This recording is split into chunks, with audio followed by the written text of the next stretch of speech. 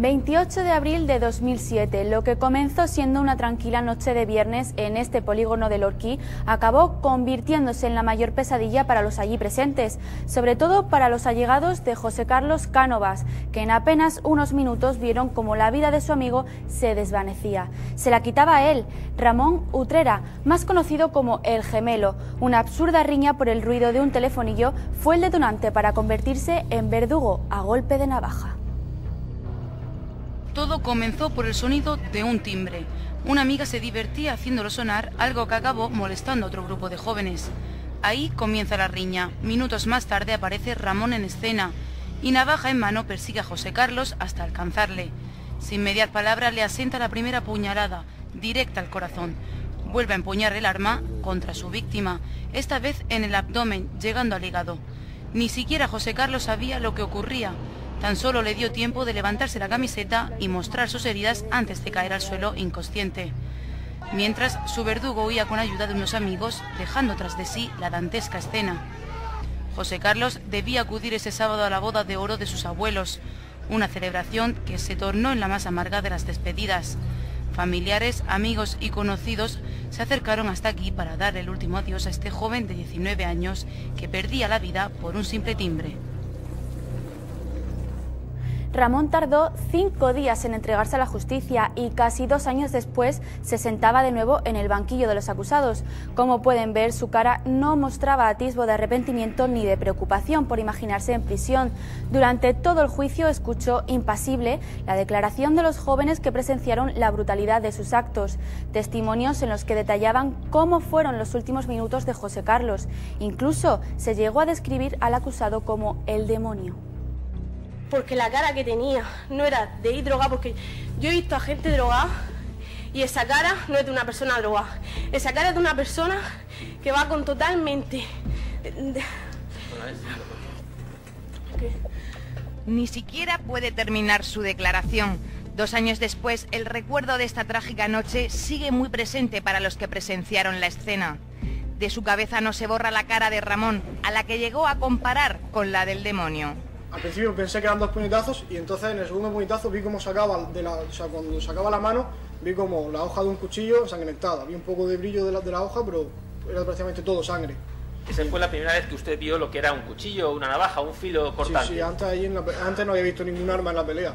Es otro de los amigos del fallecido. No supo la gravedad de la situación hasta que pudo ver el filo de la navaja. Y no fue el único que en un principio pensó que solo se trataba de puñetazos. Él fue también el que socorrió a José Carlos en cuanto comprendió lo que ocurría. Yo fui a correr para sujetarlo porque vi que se caía de espalda. Iba a caer de espalda al suelo, entonces lo sujeté. ¿Usted le acompañó a su amigo hasta que murió? Sí. Una trágica escena que no podrá olvidar jamás.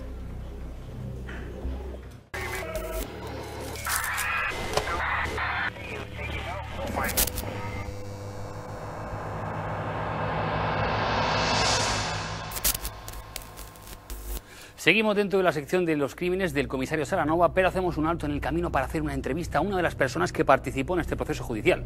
El hombre que defendió a Ramón, alias El Gemelo, ante la justicia. Estamos hablando del abogado Eduardo Martínez Ruiz Funes. Buenas noches y bienvenido a Código 112. Buenas noches.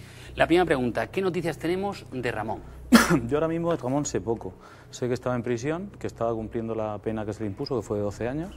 Y ahora mismo creo que estaba disfrutando de algún permiso penitenciario, no sé si estará en tercer grado, pero vamos, todavía no termina de cumplir la pena. Es decir, por fecha ya estaría saliendo, aunque sea solo por permisos contados, ¿no? Sí, yo entiendo que por fecha ya tiene que estar saliendo, por supuesto, y tiene que estar próximo a que la condena termine y salga a la calle ya de manera definitiva.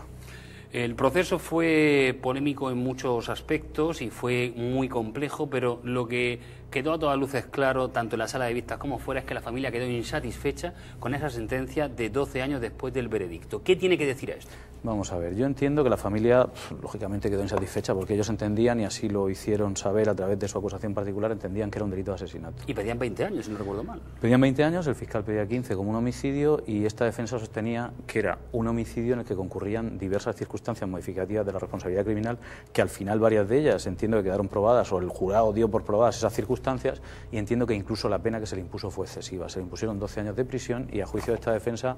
Un segundo, ¿menos pena aún pedía usted? Yo entiendo que debiera haberse impuesto una pena entre 5 y 7 años y medio de prisión. ¿En base a qué? En base a que se apreció por parte, vamos a ver, por parte del Tribunal del Jurado, que es quien fija los hechos en un procedimiento de este tipo, se estableció que concurrían determinadas circunstancias modificativas de la responsabilidad criminal. En primer lugar, que su capacidad intelectiva y volitiva estaba ligeramente disminuida porque había consumido alcohol y drogas. Es decir, que no era consciente de lo que hacía. No era consciente. O era ligeramente no consciente. Ligeramente había una disminución de las capacidades intelectivas y volitivas. Allí se defendió por parte de los peritos, que hubo un careo con los forenses, pero vamos, los peritos defendieron eso y defendieron también una circunstancia modificativa de la responsabilidad criminal, que es el arrebato o obcecación, que casi nunca se suele apreciar por los tribunales. ¿Y esto qué vendría a suponer, ese arrebato? Ese arrebato supone que este señor, cuando lo llaman porque hay una pelea y le dicen que hay una pelea, pues sale corriendo, y al primer señor que sale corriendo salen dos, pues este señor sale corriendo detrás de él y lo acuchilla, pero lo acuchilla sin saber lo que hace, porque era como un depredador que va a cazar una presa. Lo hace de una manera totalmente, o si no totalmente, parcialmente inconsciente. Entonces, una presa era porque además lo hizo no solo una vez, sino 2 veces, 2 cuchilladas. No, vamos a ver. Las 2 cuchilladas fueron prácticamente un acto reflejo, además. De todas maneras, la primera cuchillada... Con el debido respeto, una puede ser un acto reflejo. Es que en las situaciones de ese tipo él casi no recordaba nada. Entonces, según lo que manifiestan los psiquiatras y los psicólogos que se llevaron al acto de la vista, ellos manifestaron que había perdido los frenos inhibitorios. Esto significa que este señor no tenía control de sus actos. No tenía control ninguno de sus actos y además iba bajo los efectos del alcohol y las drogas. Si le dio 2 cuchilladas la primera fue mortal de necesidad, que se la dio en el corazón, y la segunda fue en el hígado. De esta manera, pues se pudo apreciar, o por lo menos el jurado apreció, que no había ensañamiento, porque al darle 2 cuchilladas se podía entender que se habían aumentado deliberadamente los males, el daño que se le quería causar, el sufrimiento excesivamente, efectivamente. Pero no, si la primera cuchillada era mortal, la segunda pues no se aumentaba de ninguna manera el dolor de la víctima, ya que con esa solo hubiera muerto. ¿Cómo se explica este hecho tan fatídico a partir de un detalle tan nimio? Que le informan a él de que ha pasado algo fuera y sale perdiendo ya los nervios porque le avisa una expareja. Vamos a ver, lo llama una exnovia, que había una pelea, o lo llama alguien que había una pelea en la que estaba participando su exnovia. Entonces había una pelea allí entre un grupo de chicos y chicas que se estaban pegando y él sale. Él sale como un toro que sale de Toriles. Entonces al primero que pilló, que salió corriendo, pues ese señor le ocurrió esta desgracia. Pero vamos... Ha utilizado la expresión como un toro, como un depredador con su presa. El hecho de que perdiera el control fue también motivo de debate durante el juicio en cuanto a los peritos, por ejemplo, si controlaba, si estaba intoxicado. Sí, vamos a ver. Durante el juicio, el magistrado presidente optó por hacer una especie de careo entre los peritos. Esta parte llevó 2 peritos de parte, un psicólogo y un psiquiatra forenses. ¿Y esos peritos qué decían? Pues esos peritos decían que efectivamente la gente que está bajo la ingesta de drogas y alcohol, y además que tiene la personalidad social de este señor, porque así incluso los forenses también establecieron eso, que pueden perder el control de sus actos, ¿eh? No tienen frenos inhibitorios, pueden hacer como en una discusión de tráfico, alguien sale y hace una barbaridad. Pero parece, disculpe, algo ilógico, pierde el control y eso, en vez de ser más punible, se le supone una atenuante. Vamos a ver, se supone un atenuante porque en principio el derecho penal español, lo que sanciona existe el concepto de culpabilidad. Entonces uno tiene que ser responsable de sus actos para poder obtener un reproche penal. Si uno no es responsable de sus actos, el reproche penal no debe existir o debe estar atenuado respecto al reproche que tendría una persona en pleno control de sus capacidades. Nos contaba usted el enfrentamiento, el careo entre los peritos, sí. La postura de los suyos y qué decían los peritos del Ministerio. Bueno, vamos a ver, los peritos que planteó el Ministerio Público, que eran médicos forenses, incluso uno de ellos era bastante vehemente, porque decía que no, que de ninguna manera, que una persona que ha consumido alcohol y drogas que es plenamente consciente de lo que hace. Y bueno, pues allí eso... Finalmente el jurado reconoció eso y se le puso... Lo reconoció, no lo reconoció en grado pleno como una circunstancia eximente de la responsabilidad criminal, pero sí reconoció que efectivamente había una disminución de las capacidades de este señor. No obstante, usted peleó esa sentencia para rebajarla. Esta defensa planteó una apelación al TSJ, una vez que la sentencia fue firme, y durante el plazo en el que se podía plantear esa apelación, la otra parte no planteó apelación, pero planteó una figura que en el Tribunal del Jurado, en la ley del Tribunal del Jurado existe, que es la apelación supeditada.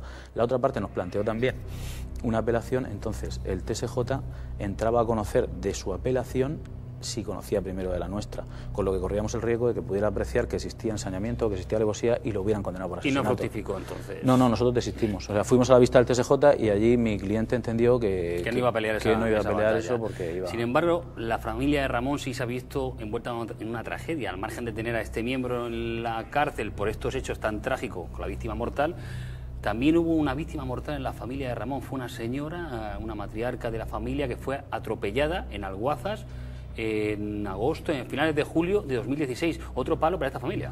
Sí, pero bueno, eso fue un hecho que nada tiene que ver con esto. Era una señora que iba en un carrito, que la atropelló un señor que iba bajo la influencia del alcohol y demás, y bueno, y allí murió la señora. El asunto ahora mismo está sub judice, entonces pues, poco se puede decir de ese asunto. ¿Y el hecho, por ejemplo, del conductor también fuese bajo las influencias del alcohol, va a ser un agravante o un atenuante en este caso? Hombre, yo entiendo que en este caso pues, modificará. Lo que pasa es que sobre este asunto no quiero pronunciarme porque soy parte y entonces cualquier cosa que diga aquí pues puede perjudicar a mis representados. Entonces, de este asunto no quiero comentar nada. Y del tema de Ramón, por ejemplo, por concluir, haciendo un balance, ¿qué supuso para usted profesional y personalmente? Un caso tan complejo, tan visceral, tan... Bueno, vamos a ver, profesionalmente pues es un caso como cualquier otro. Se trata de manera profesional y conflicto moral no existe, porque todo el mundo tiene derecho a una defensa. Entonces, bueno, pues hay una serie de circunstancias. Entiendo que el planteamiento de la circunstancia modificativa de responsabilidad criminal de arrebato o obcecación y que la apreciara el tribunal me supuso una satisfacción, porque no la suelen apreciar, y personalmente, pues sinceramente es que yo los asuntos profesionales no los traslado a mi vida personal. Penada que un señor haya muerto, un señor de 19 años y que su familia tenga una especie de luto. Máxime como se desarrolló el juicio y bueno, y al final del juicio también hubo un altercado porque le hizo un gesto muy representado a los padres del fallecido. De José Carlos. Sí, y el otro amenazó y al final el juez ordenó detenerlo y se abrieron diligencias y tal, pero bueno, una circunstancia triste, nada más que eso. Pues Eduardo Martínez Rubifune, muchísimas gracias por venir a Código 112 y aclararnos este complejo veredicto sobre el caso de Ramón. Bueno, muchas gracias. Y ahora vamos a seguir con este asunto. Vamos a la mesa de tertulia con nuestra compañera y con Víctor Navarro, nuestro criminólogo de cabecera. Pero antes vamos a escuchar qué se decía en la puerta de los juzgados de Molina cuando pasó a disposición judicial Ramón.